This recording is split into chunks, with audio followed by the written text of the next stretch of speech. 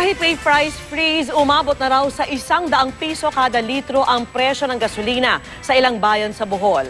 Ayon yan sa ilang lokal na opisyal doon at saksi si Ruth Cabal. Niyanig man ng lindol sa himpapawid kitang hindi tuluyang nabura ang natural na ganda ng Bohol. Malakristal pa rin ang linaw ng tubig na humahalik sa puting buhangin. Pero paglapit namin sa bayan ng Loon, nag-iba ang tanawin. Kaya gano'n na lang ang panghihinayang ng Briton na si David na dito na tumira at nakapag-asawa. Ang naipundar niya sa bansang tinuturing niyang tahanan, naglaho sa isang iglap. Everything is it. Access bills again. Problema na nga ang mga napinsalang bahay, problema pa ang araw-araw na kakainin.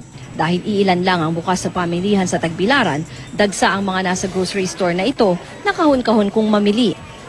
Wala pong mabiling pagkain, walang tubig, maski ano walang mabili kasi lugmok yung palengke. Marami pa po ma'am, wala pong problema sa stock kasi may backup po kami. Habang sa ilang palengke, hindi man nagmahal ang ilang baboy, manok at gulay, may konting pagtaas daw sa presyo ng isda dahil konti raw ang huli. Ito yung 180. 180. Laman lahat. Laman lahat. Pero okay lang. Mismong mga lokal na opisyal daw ang may namonitor na pagmahal ng bilihin, tulad ng mga gasolinang umaabot daw sa 100 piso kada litro. Sa kabila yan, ang dapat ay price freeze sa mga lugar na apektado ng lindol.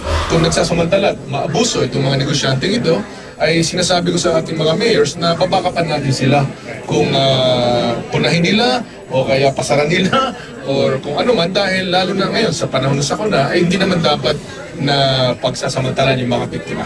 Mula sa Bohol, ako si Ruth Cabal, ang inyong saksi.